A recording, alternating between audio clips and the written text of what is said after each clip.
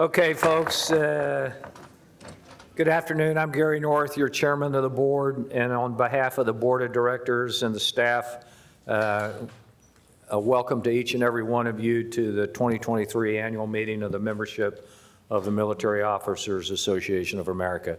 Thank you for making the trip. Thank you for being a very strong member of MOAA and a continual supporter of everything we do on behalf of the men and women and their families of our U.S. military of all services and all ranks. So certainly appreciate it.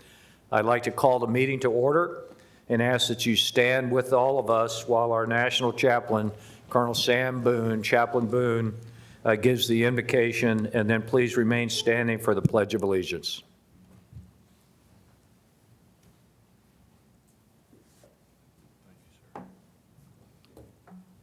I invite you to pray in your faith tradition as I pray in mine. Almighty God, I invite you here this afternoon as our unseen guest. May all that we say and do give honor and glory to you.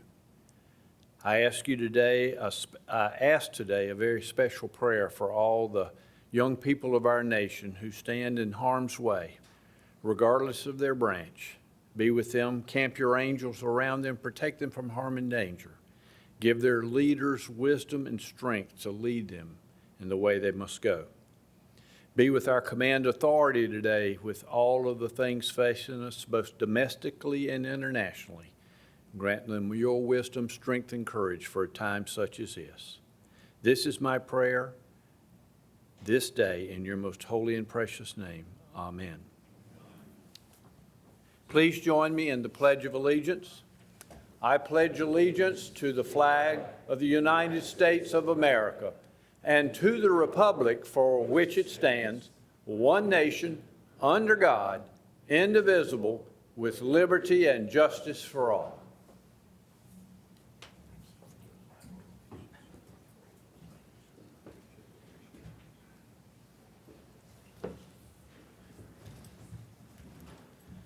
Thank you, Chaplain Boone. And as I told the board earlier, Chaplain Boone has asked to stand down from his position on the board. And so while this is not his last prayer with us, he will be with us in spirit as he continues with his family in South Carolina. And we, Chaplain Boone, Sam, Colonel Boone, God bless you. Thank you for all the work you do for all of us. Thanks very much.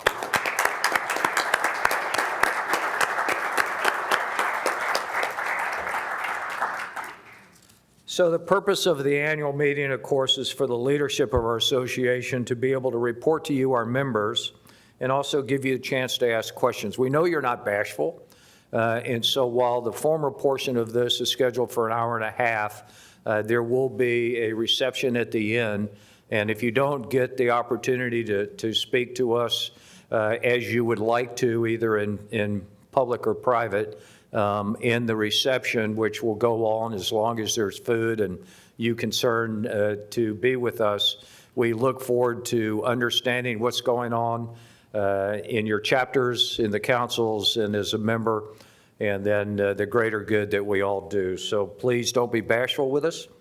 And as time permits, we will answer whatever questions we've got here, and then, like I said, follow on for the remaining part. We want to tell you and remind you, of course, I know that you follow all of us on the webpage and what's going on, but to talk about the past year and listen to the concerns and interests that we all have. And we want to make sure that we're responsive to not only you individually, but the greater good of our military families from all ranks and services. And so your board members, 36, which represent all of our services, are here today. I'd ask the board members to please stand and be recognized. Thanks very much for your service.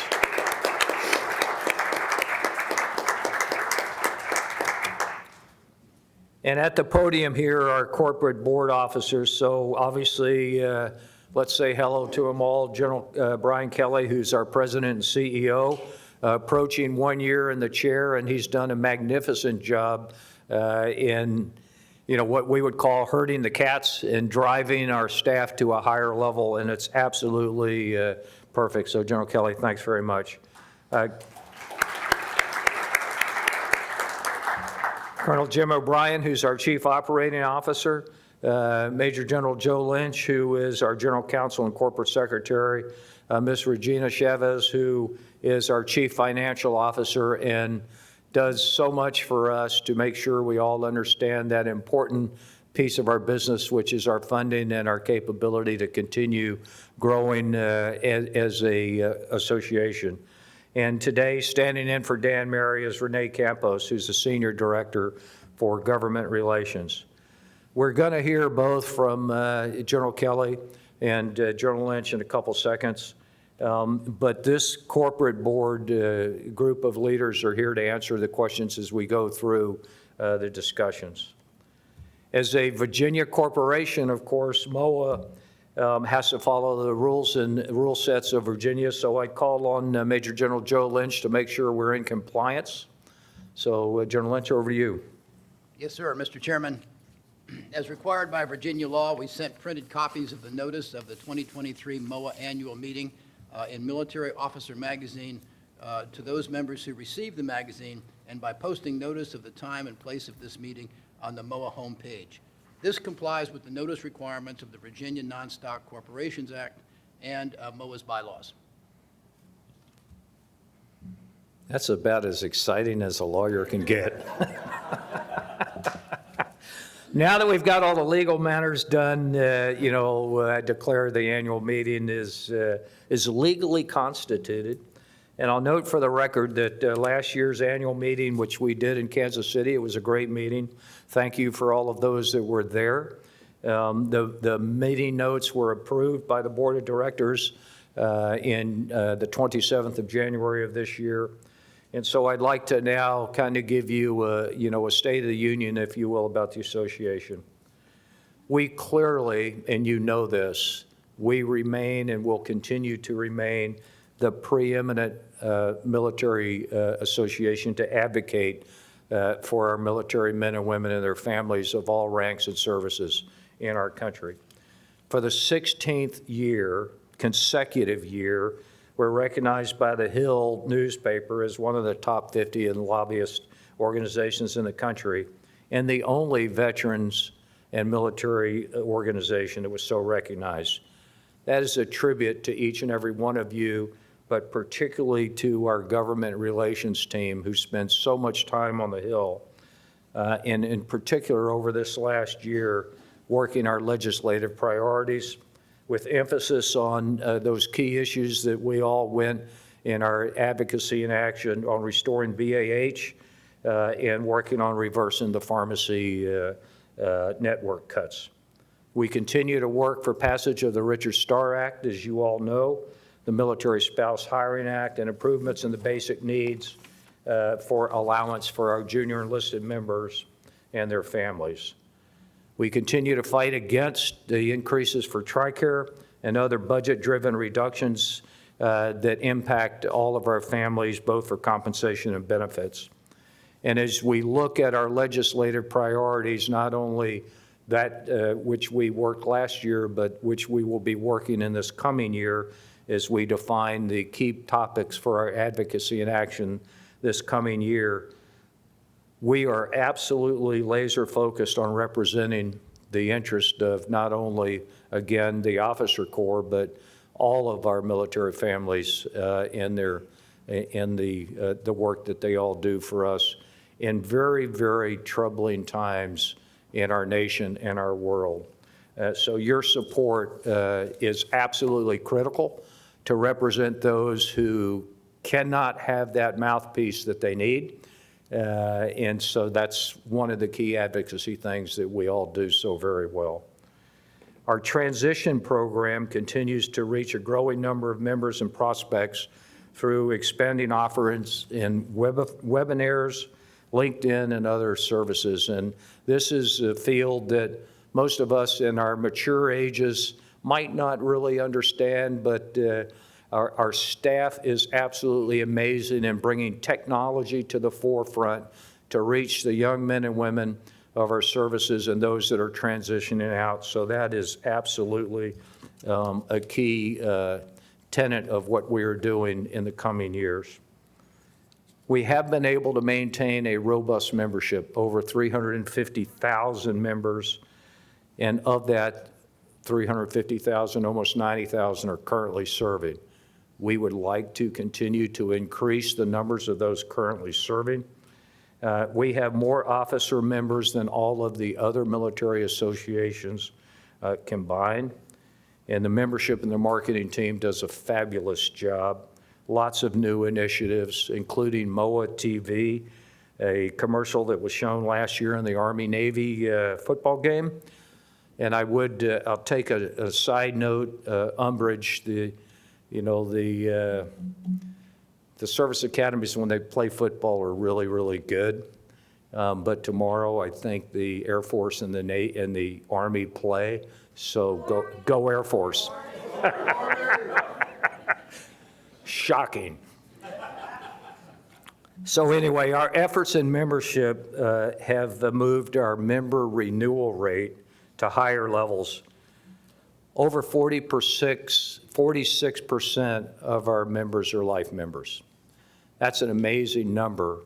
We do have a significant amount of members that are basic members, which means they are membership for free.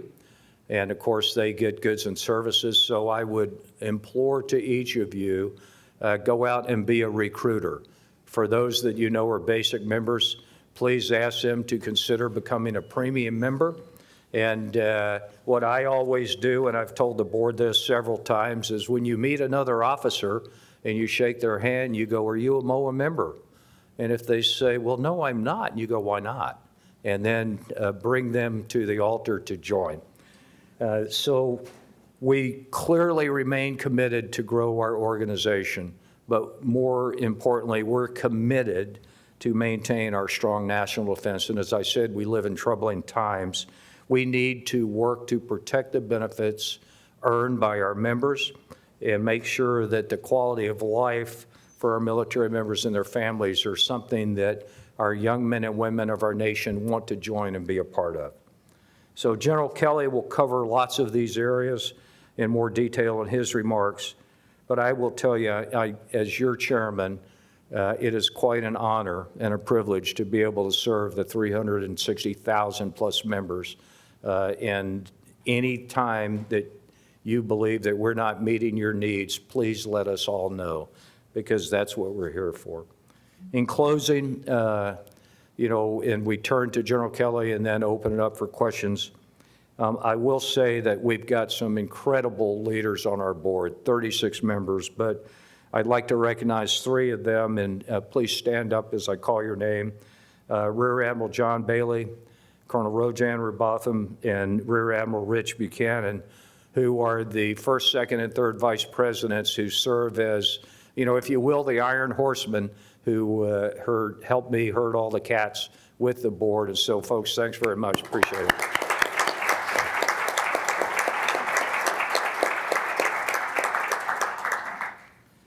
it. And honestly, as a member of the board, when you look at our 84-person staff, it is absolutely the strongest, the most dedicated staff, and pound for pound, they punch well above their weight in doing what they do. They're out there every day advocating. They're out there every day ensuring that your requirements are met, from the youngest people on our staff who answer the phone calls all the way up to General Kelly and the corporate board officers. They're absolutely fantastic. And so they represent you every day. They work extremely hard. They don't know what a work schedule is, because they're all in. And we all appreciate the work they're doing. You will get to hear from General Kelly. And then, of course, literally, when we're sitting here in the reception, please come up and talk to him, talk to the board members. And then, because we're all good friends, reunite yourself in relationships. We do have former board members in the crowd.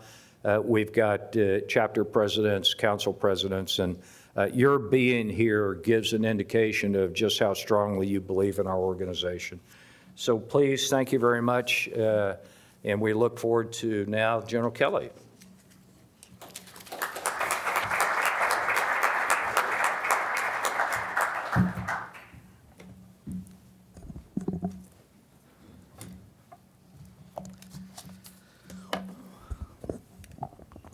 Well, good afternoon, and let me just start by saying just what an honor and privilege it is to be with you all and to be your president up here. And as I get to start my very first annual meeting of the membership, can't tell you how excited I am to get a chance to talk to all of you, listen to you, hear your questions, and just for us, give you a chance to see what we've been doing all year.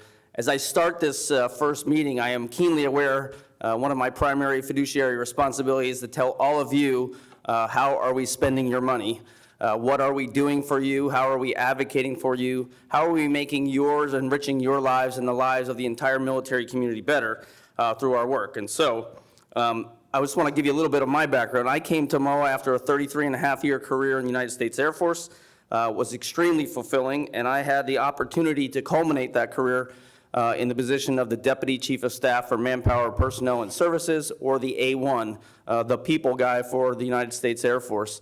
And so as I was getting ready to make this transition, what a great opportunity it was for me to continue to serve myself. I'm going to have my wife, Garrity, just raise her hand over here, for her and I to be able to continue to provide back and give back to what we loved, which was serving with all the people that we get to take care of now. The experience I had as the A1 has been particularly valuable for me, and as I get to work with this fantastic, as you just saw, MOAA Board of Directors and our leadership team here to address the challenges, and we do have some that we face as an association, I'm just extremely lucky and extremely blessed for that. For me, challenges always inspire new energies, and I'm grateful to be working with such an impressive group of Board of Directors, our headquarters team, and the dedicated volunteers like you all who are out there and as part of our chapter and council system. Several of you who are here today, and we're really grateful for your attendance.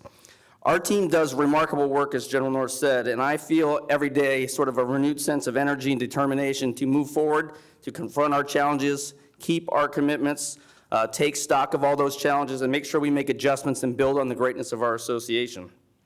A major part of my work this past year has focused on people, relationships, and delivering member value, as well as building and strengthening cooperation with important partners in the association world, on Capitol Hill, in the administration, and within the military coalition.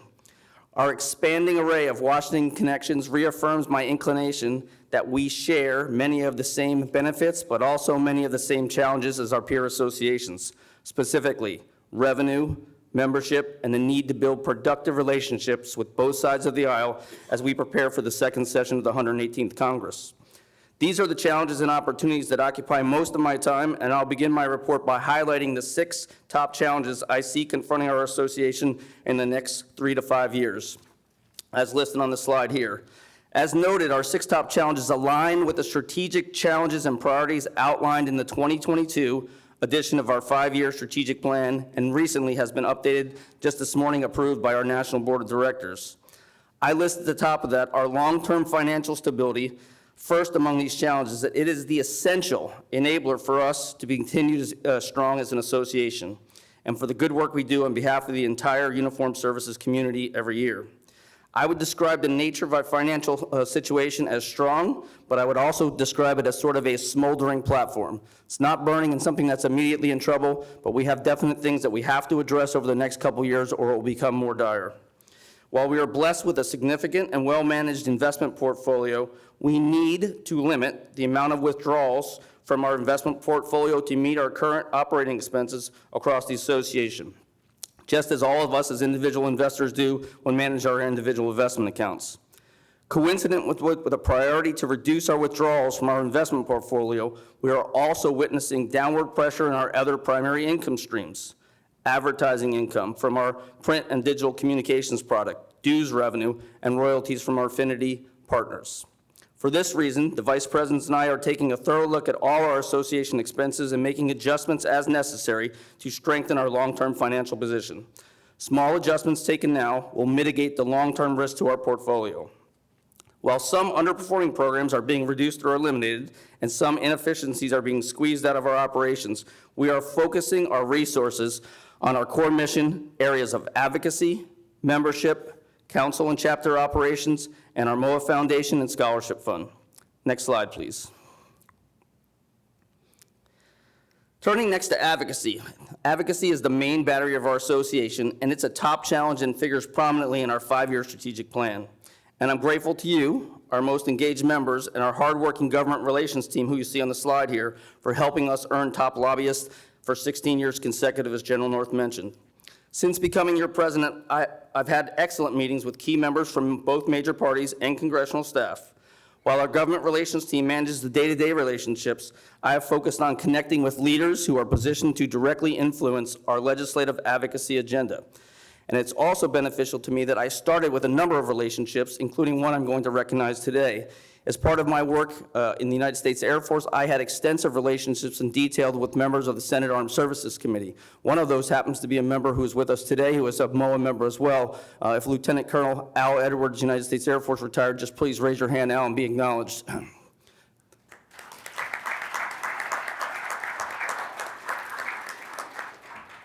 This allowed me to have a strong start in the Senate and the Senate staff and those relationships, but I needed to work in other areas. So I started immediately inside the House, starting with meetings with Mark Decano, the ranking member of the House Veterans Affairs Committee, Adam Smith, the ranking member of the House Armed Services Committee, and then I moved on to other important relationships that I've built with both sides of the aisle and all regions of the country. These include Representative Mike Boss, Chair of the House Veterans Affairs Committee, Representative Don Bacon, former Air Force General Officer and a MOAA member, Representative Chrissy Houlihan, a veteran, Representative Mike Garcia, a veteran, Representative Jen Kagans, a veteran, Representative Andy King, and Representative Mike Rogers, the Chair of the House Armed Services Committee. All of these have been particularly key, including other relationships that we have with the Senate in improving and moving our general relationships and our advocacy agenda forward. I was also fortunate enough to have a great opportunity to participate in the House's Quality of Life panel in July. This work that this panel is doing perfectly aligns with several of our highest legislative priorities. One reoccurring theme from these discussions, and I think we are turning the tide on this, has been this issue that came to us first and foremost, that many members of Congress and their staff believe that MOAA is an association of officers about officers. We remind them often, and we work every day to say the following: we are an association of officers, but we are not an association about officers. We are an association of officers who cares about, forms, and takes our responsibility as officers to advocate for and help protect the entire uniformed services community. It's important. To overcome this hurdle and advance our legislative agenda, our priorities and our programs must emphasize this point and has to go forward. Programs like our Educational Assistance Fund, Crisis Relief Program, Career Transition Support, and benefits and financial education work benefit the entire military and veteran community and enhance the effectiveness of our legislative advocacy operations. When we advocate, more often than not, and purposely so, our impacts are felt more so on the young enlisted communities and their families than they are on the officer community, more fulfillment of our responsibilities as officers. Other highlights of our advocacy work include increasing the Legislative Advocacy Center, Action Center registrations, which are up to almost 21,000 now. You have probably seen our advocacy tripods on display out here as you came in today, highlighting the collection of legislative wins. If you didn't get a chance to do so already, the QR code on these placards will take you directly to the Legislative Action Center. Please, please, please sign up today if you're not already registered. I'll just go through the numbers as General North said before. We have almost now 363,000 members in our association, which is fantastic. We have about 21,000 registered in the Legislative Action Center. That's insufficient. We ought to do better. I think you guys all know we ought to do better. That number ought to be much, much higher, and we're looking to make sure that happens. Next slide, please. I'm proud to note the success this past spring in our Advocacy and Action campaign. We took a contingent of over 120 MOAA members to Capitol Hill to seek support for restoring basic allowance for housing back to 100% for our currently serving members and to reverse TRICARE pharmacy network cuts. Our advocates were absolutely impactful, and the 2024 Drafts National Defense Authorization Act, or NDA, hopefully when finalized, will show some progress in these areas, requiring a report from DoD to identify their processes and the ways forward on both of these two issues. Next slide. We also expanded support for the Richard Starr Act And while you have helped us build this amazing support so far, there is continuing challenge to find the resources to fund this bill, and we'll have to continue to urge Congress to find a way to pay for this key legislation. We also have many other irons in the fire that will be addressed in the second session of the 118th Congress. Issues like Arlington National Cemetery and the need for our nation to find a solution that does not shut out those who are currently eligible and retain their option for full military honors. Also, correcting substandard housing and barracks conditions and military spouse and underemployment is a continuing concern, as are continued support for veterans and their caregivers and any threats to service-earned compensation and benefits. As part of our relationship building with the 118th Congress, General North and I hosted a congressional reception on March 29th. The new Congress was still getting organized, and we wanted this opportunity to meet with as many members of Congress and their staffs in person before we started working with them on deeper dives. Sort of think of this as a night of speed dating, if you will. In addition to building relationships on Capitol Hill, I've had the chance to meet with other key leaders whose work directly impacts our members. Examples of this include the Director of the Defense Health Agency, Lieutenant General Talita Crossland, who we've met with several times. I'm also fortunate to have regular interactions and a breakfast periodically with the Veterans Affairs Secretary, Secretary Dennis McDonough. Some of you may recall that he spoke to the MOAA annual meeting of the membership in 2021, and I can say I have been consistently impressed with his commitment to his phrase, which is, "I plan to fight like hell for veterans," as he promised during his confirmation hearings. Next slide, please. Turning to another top challenge for our association, membership continues to be an important priority for us, as is the case for most professional associations. And I can assure you, our entire headquarters team is focused on finding solutions and new opportunities to strengthen MOAA's ranks. Late this summer, we introduced a new exhibit booth that features a digital technology to draw current and prospective members in so MOAA staff members can talk to them and share MOAA's mission and the importance of their support through membership. The booth is absolutely impressive. As you can see in the slide, it is quite an upgrade from any of those who saw our previous and older booth. The technology now allows us to tailor messaging for different audiences. We can be responsive to an Army audience in the morning, a Marine audience at night, a Navy audience in the evening. The technology also allows us to feature digital membership applications for officers to join. No more signing postcards and handwriting applications. We finally moved from paper and pen to the new method of digital joining.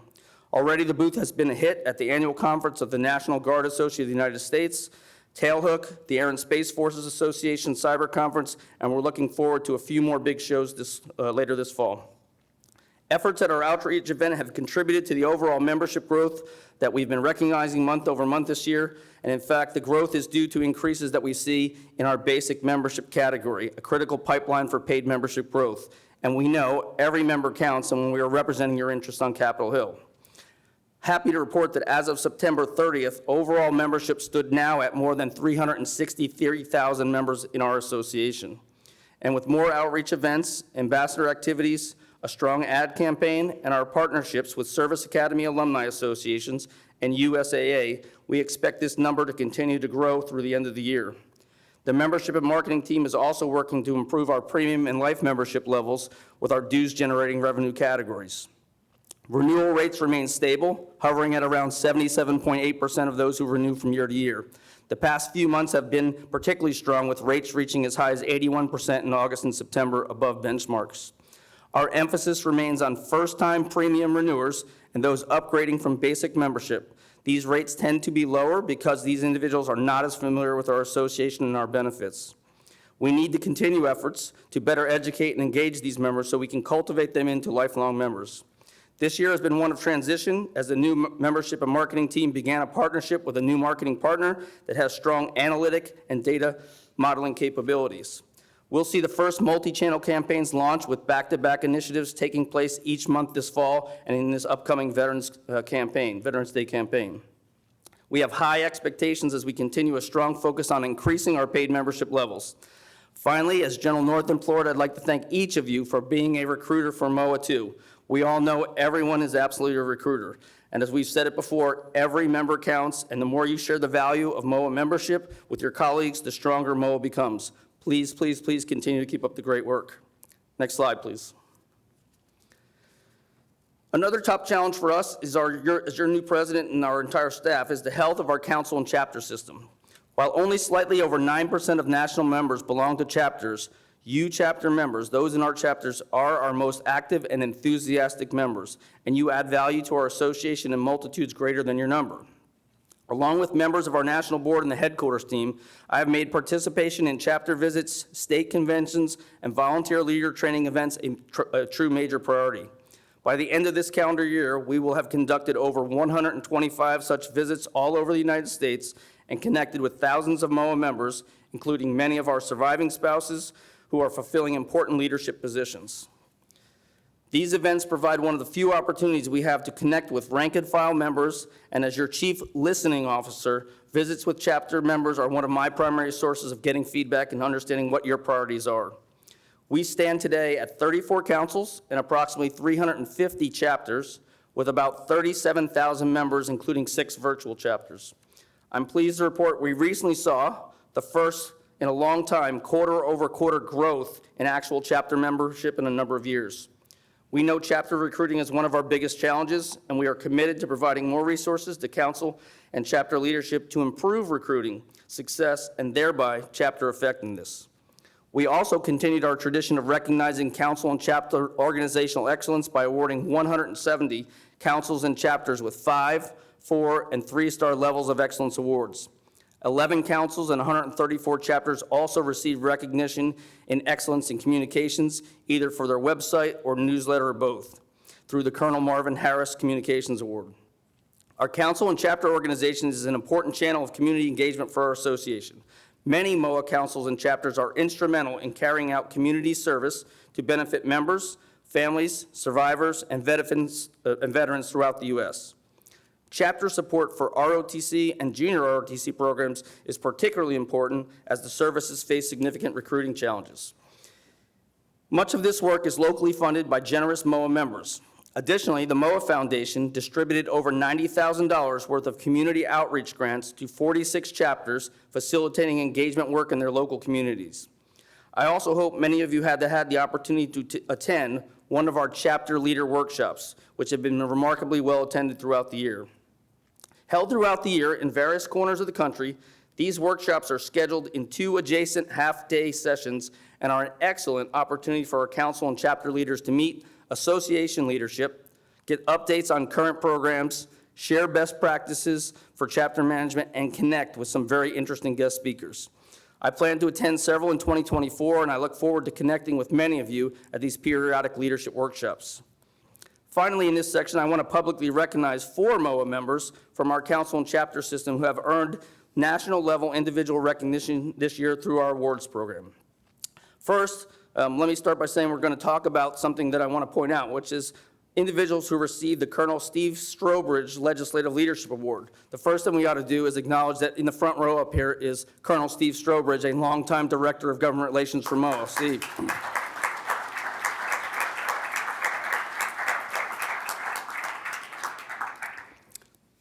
Receiving the Colonel Steve Strobridge Legislative Leadership Award at the council level was retired Army Colonel Monty Zimmerman for his work in support of our Virginia Council of Chapters. Monty.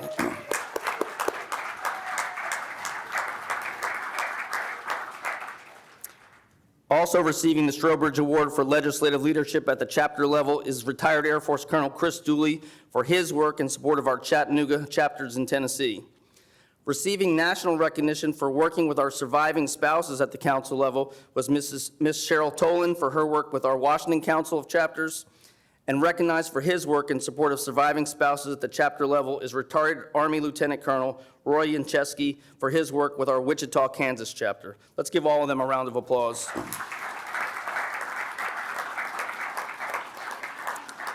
Next slide, please. I also want to close this portion of my discussion with an update and a salute to some great leaders at MOAA. The first is a salute to Captain Aaron Stone, who you see there on the slide. As many of you know, Aaron has decided to leave MOAA, our association, next month, but she leaves our council and chapter system so much better positioned for future success. This portfolio is a near 24/7 responsibility, and Aaron has been committed to strengthening our council and chapter system and supporting our volunteer leaders since she accepted this opportunity in 2021. She's leaving to focus on family and explore new professional opportunities, and we wish her continued success. Erin, thank you so much.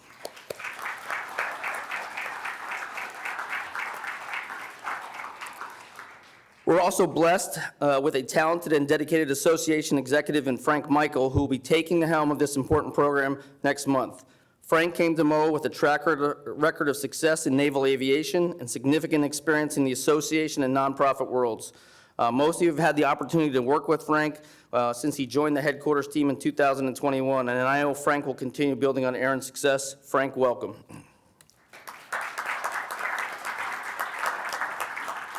Next slide, please. Strengthening the MOAA foundation is another top challenge for our association because it lacks a little bit of support in being so young. It lacks an endowment to support its powerful work, yet, along with our scholarship fund, it is one of our most important programs to demonstrate that MOAA may be an association of officers, but we're not an association about officers. In addition to member and corporate donations, the MOAA Golf Classic is an important income stream for our two MOAA charities.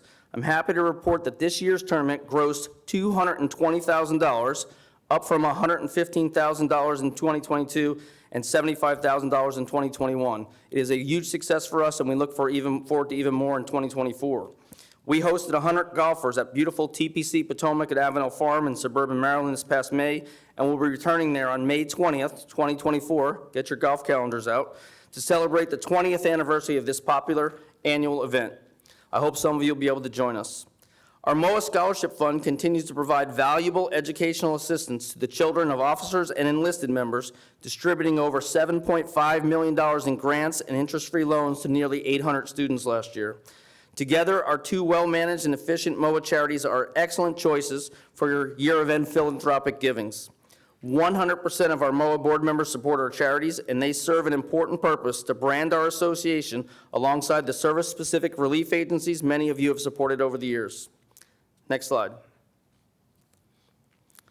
The final challenge to highlight are our efforts to strengthen MOAA's brand and reach to better support our advocacy, revenue, membership, and philanthropic goals. Our award-winning print publication, Military Officer, is our primary connection with most of our members.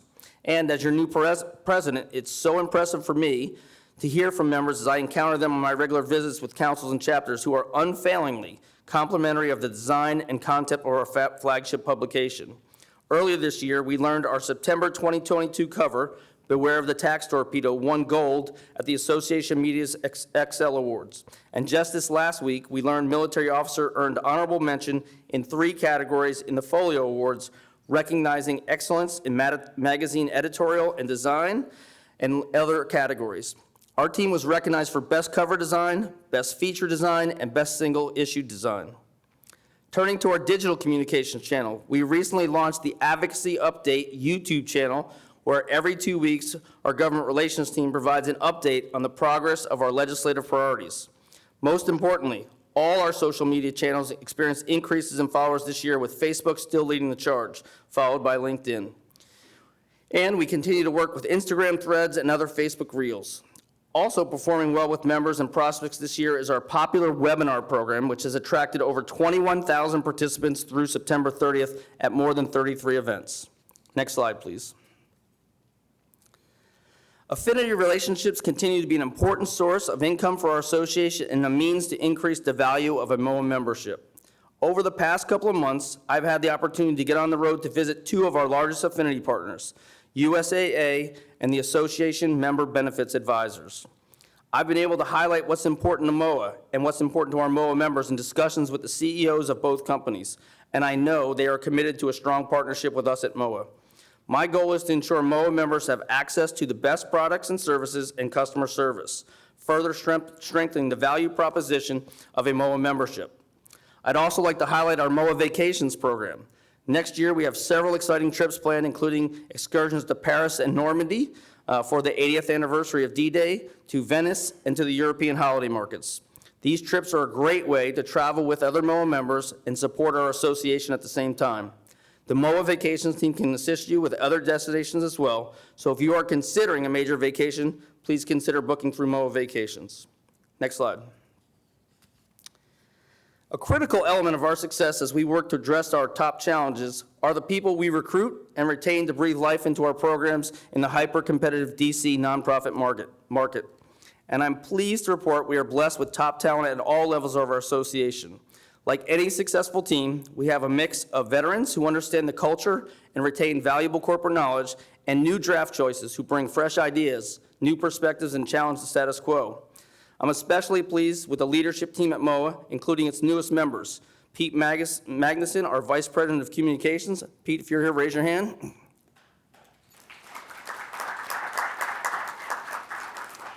Pete joined the team in July, and our other newest member, Sarah Ferris, who just joined as our new Chief Information Officer just this last month. Sarah, where are you at? There's Sarah. Pete brings a wealth of experience in media and association leadership, having last served as the Director of Communications and Member Services at the American Institute of Ultrasound and Medicine. Sarah comes to us from the International Atomic Energy Agency, where she most recently served as the Section Head for Business Technology Coordination. Sarah's initial career experience includes IT leadership positions at Amtrak, Care First, and the American Red Cross. I also want to publicly thank Rachel Barth, our magazine and creative director, and Tony Lombardo, our director of audience engagement, who did a wonderful job leading our communications program prior to Pete's arrival. Rachel and Tony, if you'll raise your hands.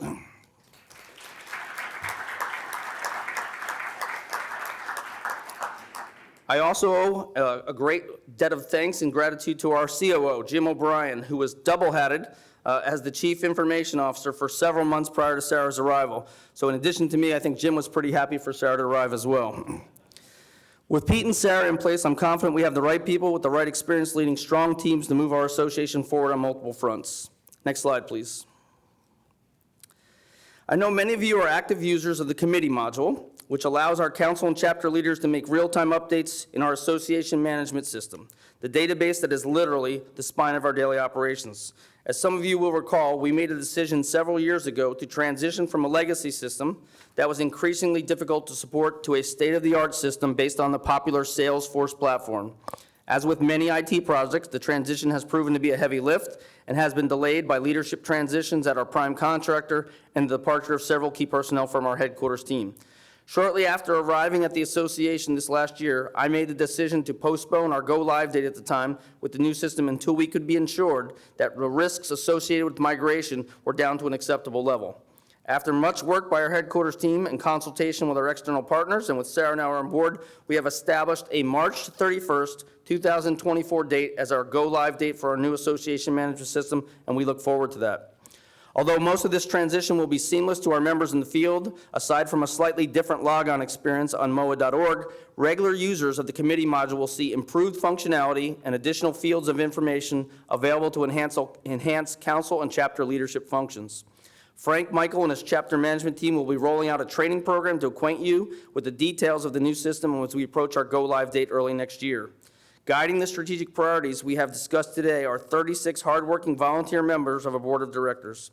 Each director serves a 6-year term, and 12 departing directors are placed with new talented teams every 2 years. The next call for nominations will be announced in the January 2024 issue of Military Officer Magazine, and I encourage all of you to consider volunteering as a MOAA board member. We're looking for officers and surviving spouses with all the competencies we need to run a 21st century professional association, including government relations experience, healthcare, media, investment, and corporate governance expertise, as well as leadership experience in our council and chapter system. This is a self-nominating process, and we're looking for a range of candidates for board service who represent the diverse nature of our nationwide membership. Your application needs to be submitted by March 31st, 2024, and it will be reviewed by a search committee appointed by the chairman. If selected, your term of office will begin in October of 2024. It is important, and gratifying work, and I urge you to consider standing as a candidate for selection. We need your work and your wisdom. If you are interested in exploring board service opportunities, you should contact General Joe Lynch, our general counsel, who has up here on the dais with me today. Right up front in my presentation, I highlighted the long-term challenges our association faces concerning membership and revenue. Increased brand awareness is a critical element of the solution to both of these challenges. I simply meet too many officers every week who have never heard of our association. Despite our strong record of success, we see these challenges. So the question becomes, how can we advance our branding, increase support for our legislative advocacy agenda, ensure the continued viability of the all-volunteer force, attract new members, and generate significant revenue on a recurring basis? I believe it's time for MOAA, as the foremost association of current and former military officers, to host a learning and networking event for officers and enlisted members, along with the broadest military and veterans community, to address these concerns. In the fall of 2025, we are proposing to bring together government, industry, nonprofit, educational, and healthcare resources in Washington, D.C. to spotlight the entire life cycle of military service, from early career influencers through initial recruitment to active and reserve service, family support, transition to the civilian community, and eventually to full retirement. Much of the Association of the U.S. Army and the Air Force and Space Force Association host annual conferences that attract large numbers of currently serving members to connect with defense contractors and service leadership, while generating significant association revenue.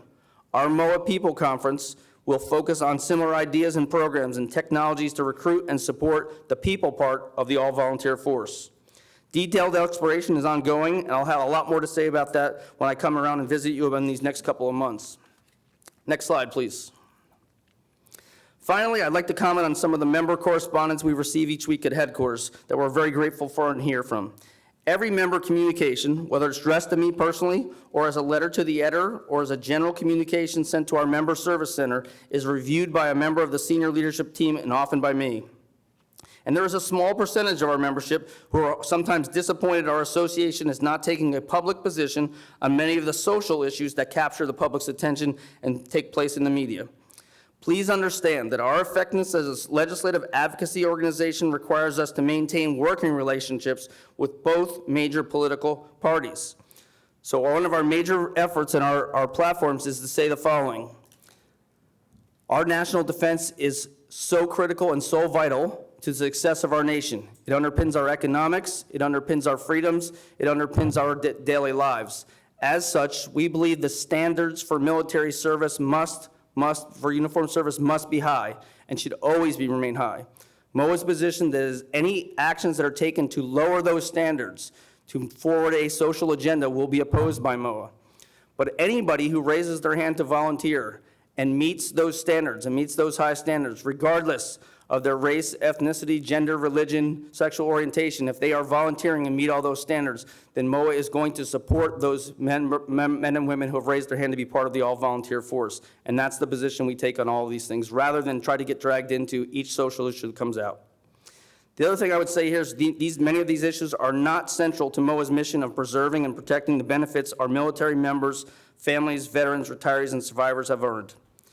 We also know and we respect the fact that all of us have individual opinions on these issues and that many of our membership are split on them, and therefore we stay down the middle as part of our job. While I understand some of you may not be completely satisfied with this course of action, I hope you can appreciate the importance of focusing on issues aligned to our mission.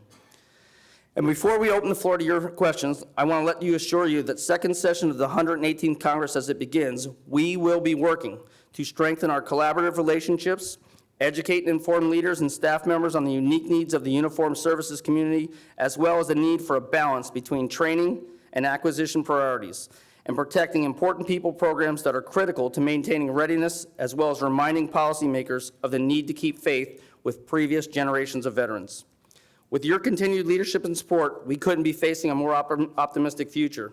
In the coming year, I expect to see continued focus on reducing and controlling expenses of the association and greater emphasis on new revenue generation. We're finishing 2023 with an improved focus and a clearer vision of the essential elements of our success, supporting strong people programs for our uniformed services despite many competing national priorities, and continuing our work to attract and retain the next generation of military officers and their families as lifetime members of MOAA. With your guidance and support, both of these goals are realistic and attainable in a time of continual change. Thanks for allowing me this opportunity to tell you a little bit about what's going on, report on our progress since last year, and at this point in time, myself and the rest of the folks on the stage would be happy to take your questions. Thank you.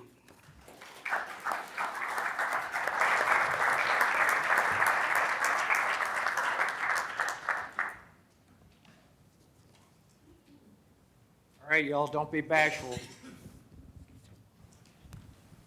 Sir, Gary Palmer from the Maryland Council of Chapters. I recall at the Kansas City meeting that we talked a little bit about the difficulty chapters are getting, let me call, access to bases to try to figure out how to find and fix members there. And I recall there was some discussion about how y'all would maybe discuss it. And finally, I've noticed how successful you seem to be in going to events throughout the country where there are that are clearly on military bases, where people are retiring, where there's graduation ceremonies and things like that. So I'd like to ask for a brief discussion about what you found over the year, and perhaps suggest that some kind of a learning device, perhaps in a magazine, perhaps later on in the council and chapters communications, that can help the chapters a little bit more in figuring out how to do what I used to do in the Daily Bulletin. You know, you put an ad in the Daily Bulletin, you'd get people to respond. Daily bulletins don't exist anymore. It's a whole new world. And so we're looking for ways to communicate with active duty people and retiring people at the local level. Thank you, sir. Yeah, first, thanks for that question, and we remember the conversation from Kansas City, and it's certainly something we talk about all the time. I know Frank Michael, Aaron Stone, and as she passes over to Frank, one of the things we constantly talk about is how do we share best practices when somebody has a good idea on how to communicate, when somebody has a good idea on how to get access to certain groups and certain elements. We want to make sure we have an opportunity to share that out with you, and we'll continue to do that and find more forums and more ways to share for the councils and chapter teams some of the success stories that are going on from your other locations. One of the things I think we've learned over the last year or so as we've gone through is we need to be thinking from a council and chapter perspective. We need to be thinking about where is the best place to place our resources. Not that we don't want to welcome those folks in, but trying to put a lot of effort and resources into recruiting the current folks into our chapters and councils. We certainly want them to be members of MOAA and participate in MOAA, but most of our currently serving members don't necessarily have all of the time. They're often raising families, doing their careers to participate in chapters and councils. We certainly want them to be members of MOAA, and we want to keep them on our rolls as we go forward. We find then as that continues on, as they make their transition from their currently serving status into their next career, there's greater opportunity to connect them in the councils and chapters. And then if they make another transition where they have more free time and they're on a full retirement, they have even more time for those events. So as one of our focus areas, we'd like to make sure we're giving you the information on who's in your areas, who are out there, how you can best connect with those folks at those different levels. But I'll say that from a total overall MOAA recruiting standpoint, we're certainly focused on the currently serving members. From a council and chapter perspective, maybe less so, just because they don't have as much time, and we're just trying to be realistic and where best to place our resources. But again, your point is really well taken, and we're certainly working on how do we share best practices and doing some of those things. I will say in getting access to bases, it's not always easy. It depends on the location and place. We're lucky enough to have some access in places where we get to go to retiree affairs offices. We have some MOAA members who happen to be on bases, but it is not consistently and universal across the network. One of the things that we've begun to do is connect with associations of graduates of young folks. So when we're done here today, Garrity and I will get on an airplane with a bunch of other MOAA members, and we're flying out to Denver, Colorado to be there tomorrow for the Air Force Armory game, where MOAA will host tailgate events with the Association of Graduates from West Point and the Association of Graduates from the Air Force Academy, with the idea that we're trying to recruit those folks into MOAA right from the start. So those are some of the things that we're doing. Go Air Force. As an Air Force Academy graduate, I can only say right on. This is Monty Zimmerman from Virginia Council of Chapters. And General Kelly, when you spoke of all these areas to do interaction for recruiting, you kind of got my juices flowing on a couple ideas. The American Legion and the VFW hold national conventions in the June and July time period. The Legion, I think, has about 1.6 million members. The VFW is just under 1 million members. About 20% of their membership is most likely officers. They don't really worry about that. But when I recruit locally for VFW, I always talk to any officer or warrant officer about becoming a member of MOAA. And I would strongly recommend that we consider for next year's VFW and Legion conventions, getting a booth at both of those events. And I'm not sure, but possibly a talking slot in the general membership meetings. Thank you.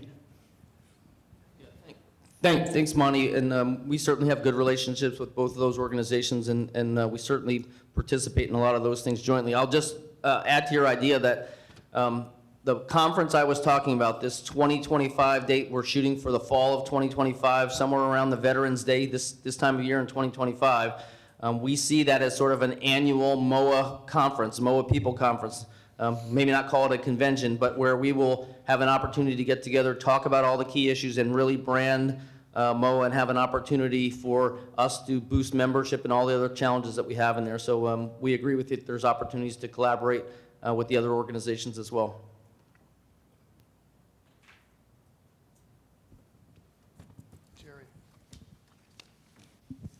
Thank you very much. Colonel Retired Jerry Graham, absolutely thrilled to be here with our MOAA family. I'm going to ask you all to just take one hand and reach out on the right or reach out on the left, and then pat that person on the back. Very nice, very nice.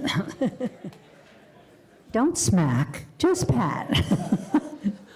That is from the public who tells me so many times how grateful they are for MOAA for getting that old PACT Act through. And so I want to thank you for all of them. And that's just an example, but such an important example. And there's no question that MOAA had such incredible leadership for that. Very, very, very important community work. And I want to thank Rojan. There she is. Hi, my dear. She is a perfect example of the strength that it takes to say, I'm going to be a leader of a virtual chapter. And so we're delighted. She's leading virtual chapter number 6. And almost every day there's something in the papers about women in the military, about the things that are so important. And so thanks, Rojan.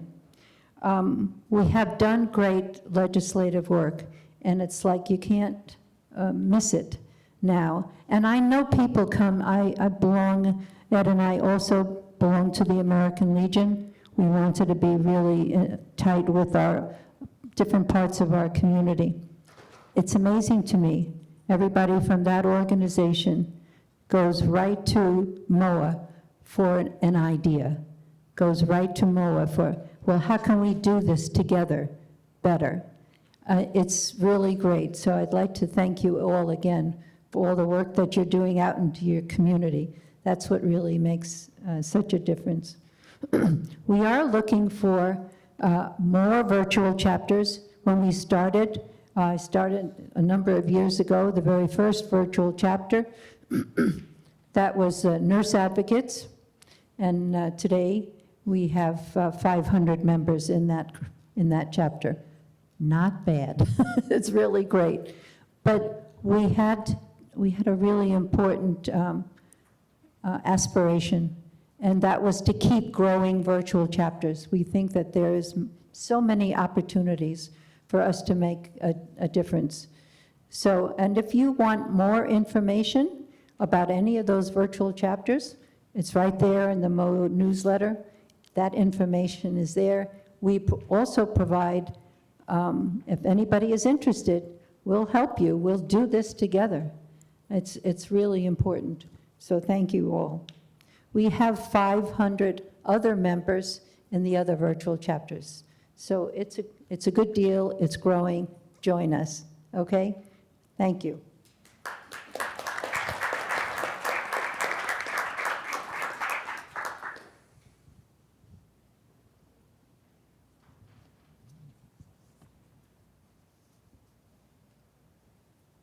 Anybody else?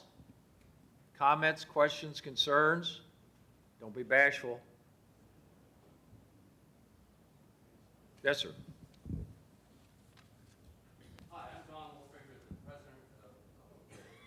Yeah, I'm Don. I'm the other, yeah, exactly. The Missouri Council of Chapters, also the State Legislative Exchange Forum, so keep busy. In the discussions today, and I've heard about this, how we open up it's the crisis funds to help all military of all grades. And one of the things I'm beginning to, when we don't really get it out there, and one of the things I've been thinking about, we need to maybe consider getting senior enlisted on the board or somewhere in the leadership, if you will. And the reason why I'm looking back on this, I've been a MOAA, I've been a member of USAA for a couple decades, if you will. And when that started, when I became a member, it was an all-officer business. And over the years, it has evolved to include enlisted and NCOs. And that's how I think USAA has really grown, if you will. And I think we need to take a serious look at it. If we really want to talk about reaching to all of the people, then we need to get them in the program here in some leadership role. That's my statement. Thanks, Don. Obviously, this is a topic that comes up quite a bit, and it goes on to the statements that I made about us being an association of officers, but not about officers.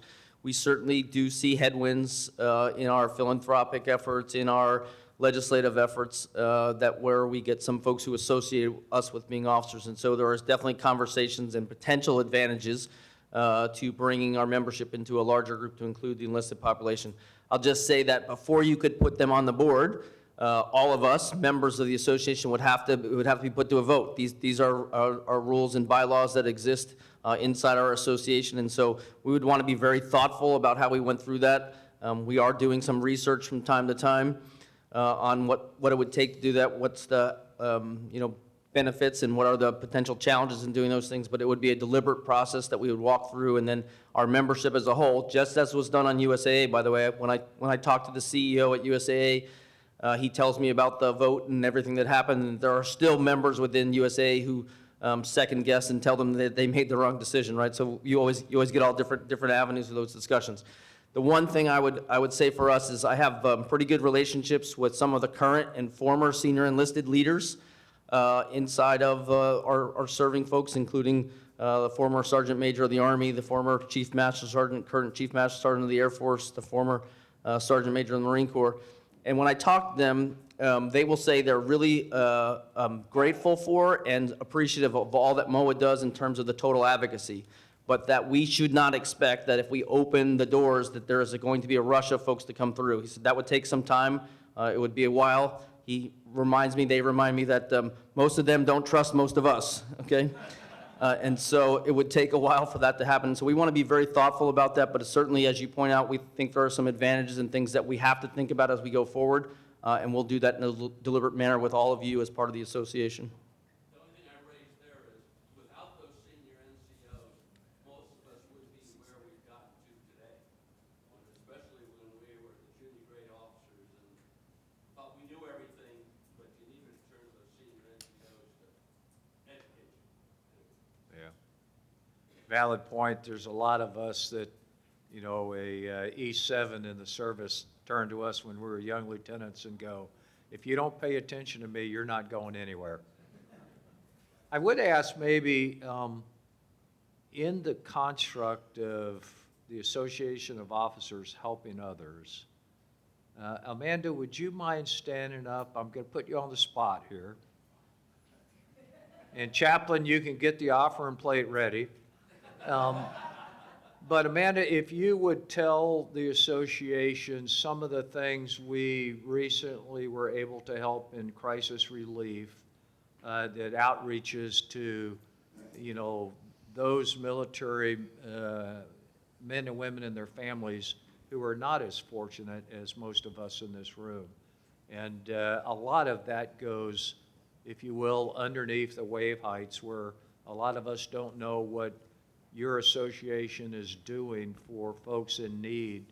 And we got a very detailed brief from the committees in the board. And Amanda, if you would share that with the general membership, it's quite impressive, it's quite heartening, and it just makes you want to do more. Absolutely. Well, thank you for the opportunity. So I'd like to share a little bit about our crisis relief efforts. It's a new initiative through the MOAA Foundation.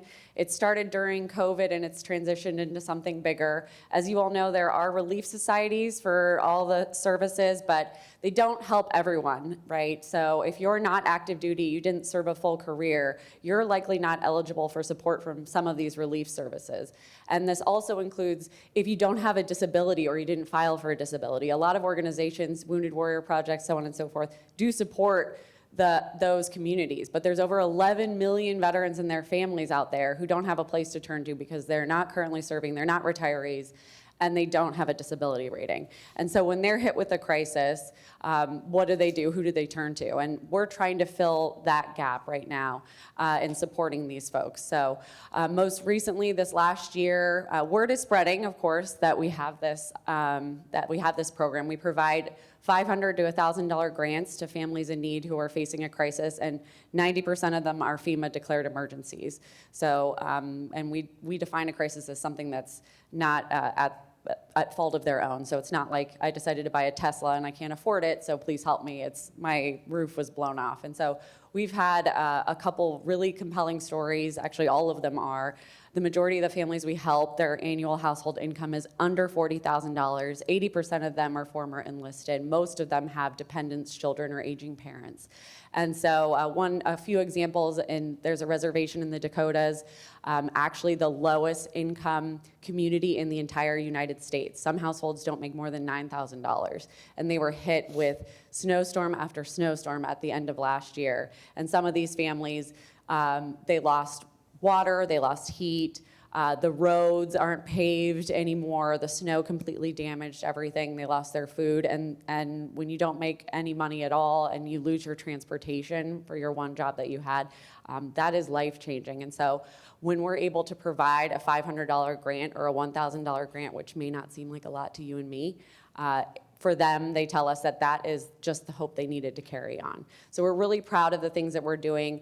There's a disaster every day in the news, I'm sure you're hearing, and we need more resources to support that. We have some great donors already, to include our friends at JP Morgan Chase who are here with us today. So grateful for them, but looking to grow the program, we need a lot more resources, but it's something we're really proud of and something we're doing to help the entire military community. Thank you, Amanda. And Chaplain, so much like the airlines, you know, at the end of the flight when they go, we're collecting for UNICEF or something, there'll be an envelope down at the front table. If you have extra change in your pocket, it will go to the Crisis Relief Fund. Thanks, Amanda, appreciate it. And there is no one more committed than Amanda in continuing to grow our MOAA Foundation Crisis Relief Fund. And so thank you and the team, your team, for doing great work. Other questions, comments?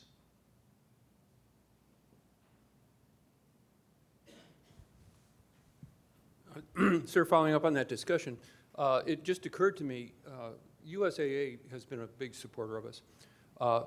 Not too long ago, they took a lot of us who were investing through USAA and shifted us over to Charles Schwab. So that's where I'm managing my stuff now. And I just wondered if they might be somebody to contact and say, hey, you got a lot of MOAA members, a lot of military members that came from USAA. How about ponying up a little bit for X, Y, and Z? Yeah, so there is obviously, and you hit it, we have a great opportunity, and we've already taken advantage of that opportunity for a long time. We have an existing partnership with USAA. They are one of our affinity partners. They already give us a nice royalty sum each year for us to work jointly on exchanging information for data for membership. Inside of MOAA, I would say the USAA folks have kind of fished the pond out. There's very few MOAA members who are not USAA members. Inside of USAA, there's places for MOAA to continue to make headwinds, and so we have inroads. There's places for us to collaborate in there.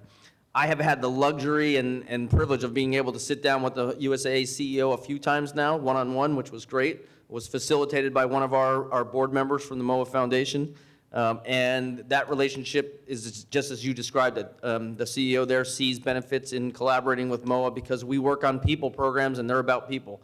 And so we think there's opportunities to do more. And as we talk about that people conference event, a MOAA event, an annual event where we talk about all the people programs and things associated with people in uniform service, USAA, we believe, would be a good partner and will be right alongside us. So we're excited about that and continue to try to explore more things with USAA.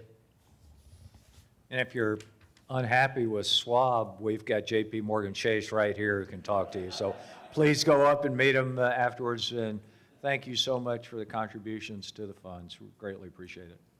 What else? Anything from the corporate board officers to the membership?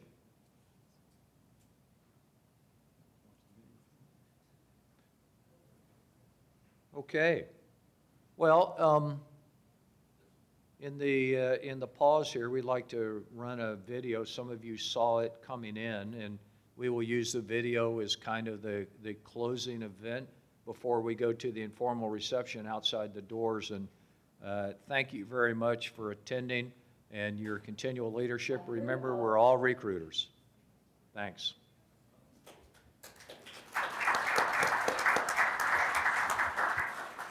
Through the MOAA Scholarship Fund, we provide interest-free loans as well as grants to military children who are pursuing a 2- or 4-year degree or attending a trade school.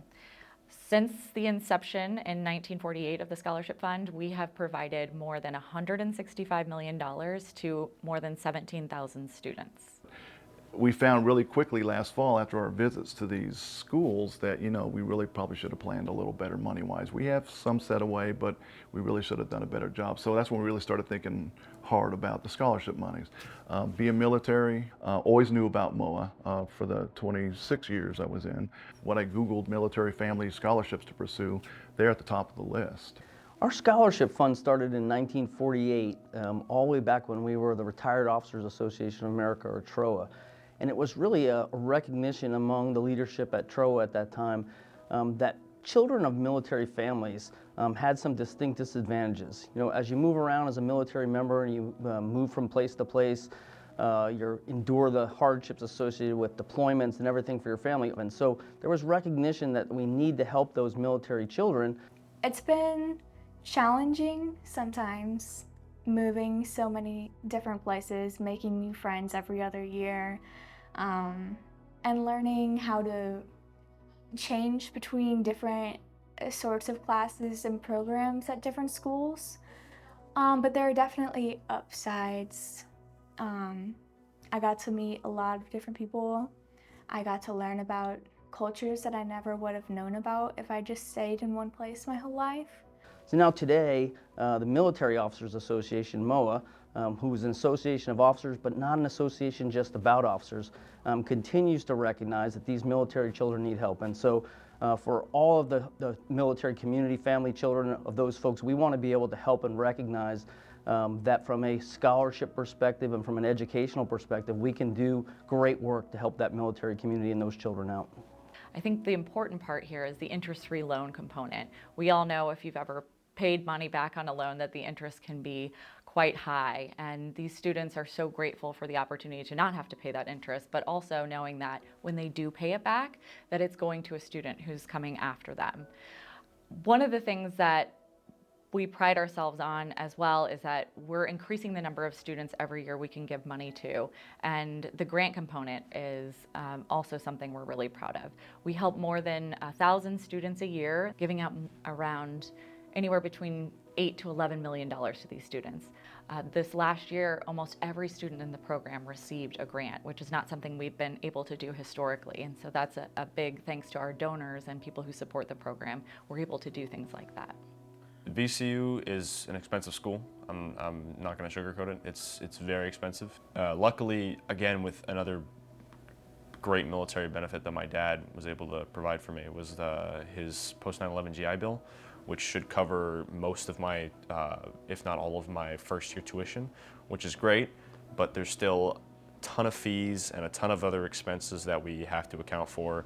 That's the reason we've been applying to so many scholarships. The biggest cost right now is room and board, and then also food. I've could not be more grateful for this opportunity. It's going to really, really help me in terms of covering costs.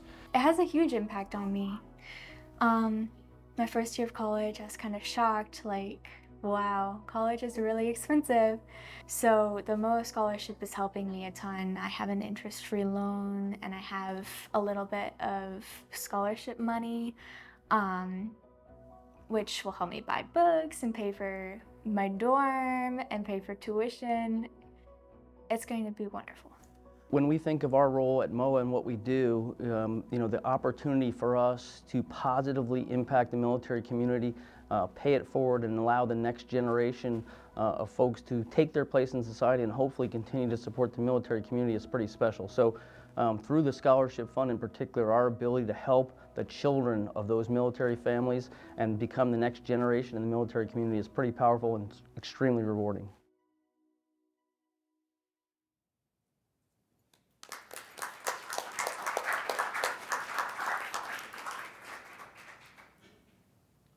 Folks, that concludes the annual meeting of the board, the formal portion. We will adjourn with your permission to go right outside the doors and for the informal portion. And we appreciate your being here. We appreciate your leadership in the field. As you head back home, safe travels, and we look forward to seeing you out and about or at the next annual meeting. Thank you very much. Appreciate it. And we are adjourned.